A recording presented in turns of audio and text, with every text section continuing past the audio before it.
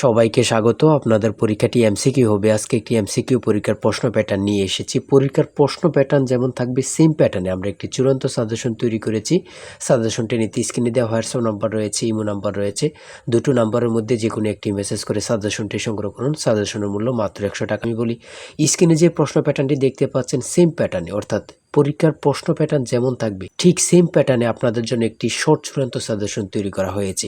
এই সাজেশনটি নিতে দ্রুত স্ক্রিনে নাম্বারে হোয়াটসঅ্যাপ রয়েছে, ইমো নাম্বার রয়েছে, দুটোর মধ্যে যে কোনো একটি মেসেজ করে সাজেশনটি সংগ্রহ করুন। সাজেশনের মূল্য মাত্র 100 টাকা। বলি যেমন এখানে রয়েছে সবার উপরে মানুষ সত্য, তাহার উপরে নাই, এটি কার উক্তি? এখানে প্রশ্নটা দেয়া থাকবে, নিচে 4টা অপশন দেয়া থাকবে। ধরেন প্রথম অপশনটি সঠিক, চণ্ডীদাস, ঠিক আছে, তাহলে ক নাম্বার অপশনটা ভরাট করলে আপনারা একটি নাম্বার পেয়ে যাবেন। এমনভাবে ঠিক সেমভাবে পরীক্ষার প্রশ্ন প্যাটার্ন যেমন থাকবে সেম প্যাটার্নে আমরা একটি চূড়ান্ত সাজেশন তৈরি করেছি। আমাদের সাজেশনটি পড়ে শুধু পরীক্ষা দিতে গেলে আপনি উত্তীর্ণ হয়ে যাবেন।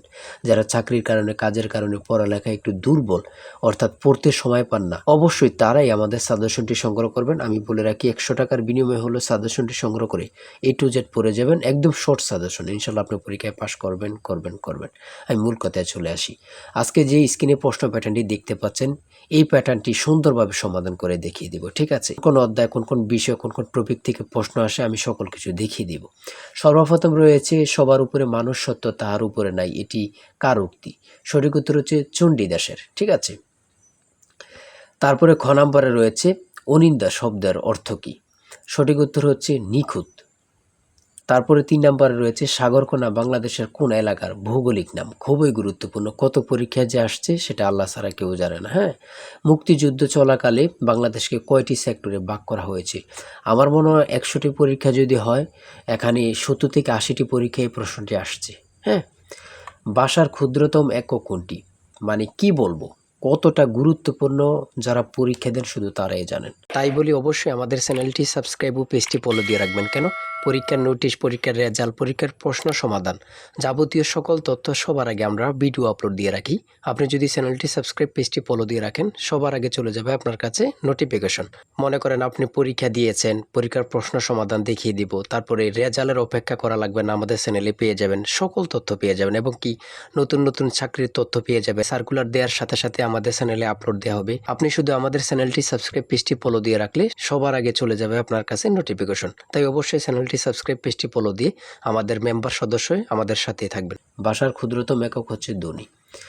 তারপর এক কথায় প্রকাশ থেকে থাকবে, এক কথায় প্রকাশ থেকে থাকবে স্বরধ্বনি, ব্যঞ্জনধ্বনি অথবা স্বরবর্ণ ব্যঞ্জনবর্ণ থেকে থাকবে। যেমন মাত্রাহীন স্বরবর্ণের সংখ্যা কয়টি? 4টি। দেখেন প্রশ্ন কিন্তু বেশি হার্ড করবে না। হ্যাঁ, আপনারা বোঝেন না বলেই সবাই কিন্তু মেধাবী, কিন্তু বোঝেন না কোন কোন টপিক, কোন কোন বিষয়গুলো পড়তে হবে, অথবা একটা ভালো সাজেশন পান না, ঠিক আছে, তার জন্য কিন্তু পরীক্ষায় উত্তীর্ণ হতে পারেন না। সমাজ থেকে থাকবে, সমাজ ভাষাকে কি করে সংক্ষেপ করে, এমন থাকবে, ঠিক আছে। তারপর উপন্যাস থেকে থাকবে, ঠিক আছে, বোঝেন কিন্তু। যেমন এখানে রয়েছে বিভিন্ন দেশের রাজধানীর নাম সম্পর্কে থাকবে, এটাও বলতে পারে যে ভারতের রাজধানীর নাম কি, অথবা বলতে পারে মালদ্বীপের রাজধানীর নাম কি। হ্যাঁ, তারপর বাংলাদেশের সঙ্গে কোন দেশের সীমান্ত রয়েছে, এটা কিন্তু খুবই গুরুত্বপূর্ণ, মানে যা বলার ভাষা নেই। হ্যাঁ, এমনভাবে কিন্তু প্রত্যেকটা প্রশ্ন থাকবে। জাপানের পতাকার রং কি? হ্যাঁ, প্রত্যেকটি প্রশ্ন কিন্তু খুবই গুরুত্বপূর্ণ।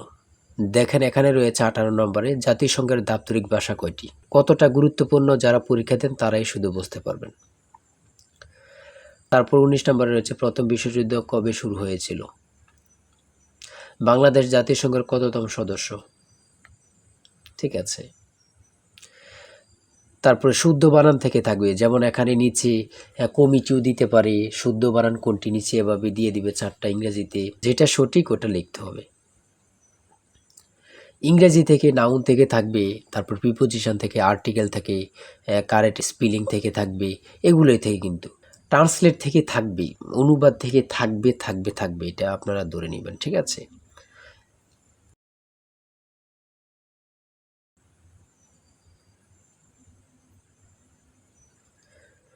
তারপরে এখানে 30 নম্বর রয়েছে which word is an adjective? সঠিক উত্তর হচ্ছে ক, অর্গানিক। সহজ সহজ প্রশ্ন থাকবে কিন্তু, হ্যাঁ, আপনারা অনেকে বোঝেন না বলে কিন্তু পরীক্ষায় ফেল করে যান। তারপরে 38 নম্বরে রয়েছে বাংলা ভাষা ও সাহিত্যের আদি নিদর্শন কোনটি? কত চাকরি পরীক্ষা যে আসছে হিসাব নেই, শুধু এটাই বলবো।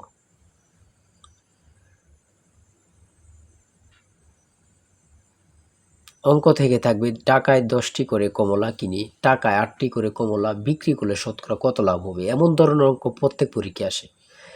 1 থেকে 50 পর্যন্ত কতটি মৌলিক সংখ্যা রয়েছে, খুবই গুরুত্বপূর্ণ।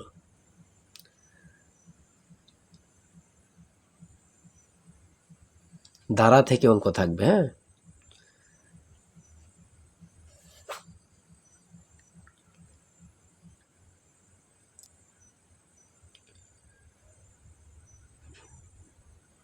পিতা ও পুত্র অঙ্ক থেকে থাকবে,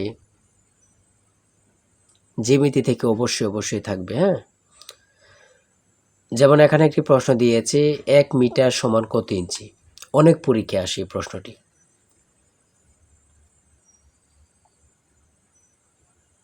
সর্বশেষে যে প্রশ্নটি রয়েছে মান নির্ণয় থেকে a plus B equal to 7 এবং a square plus B square equal to 25 হলে নিচের কোনটি a b এর মান হবে। ঠিক আছে, এখানে হচ্ছে 12, হ্যাঁ। এটা কিন্তু সহজ অঙ্ক, হ্যাঁ। আপনারা অনেকেই জানেন, অনেকেই জানেন না। তাই বলে রাখি এতটুকুই, এমসিকিউ পরীক্ষার প্রশ্ন প্যাটার্ন এতটুকুই কিন্তু, হ্যাঁ। আপনারা বুঝলে কিন্তু একদম ইজি। যারা এই পরীক্ষায় টিকতে চান আমি অবশ্যই বলি প্রত্যেকে আমাদের সাজেশনটি সংগ্রহ করেন, ইনশাল্লাহ আপনারা পরীক্ষায় পাস করবেন। আজকের ভিডিও এই পর্যন্তই। সবাই ভালো থাকবেন, সুস্থ থাকবেন। আল্লাহ হাফিজ।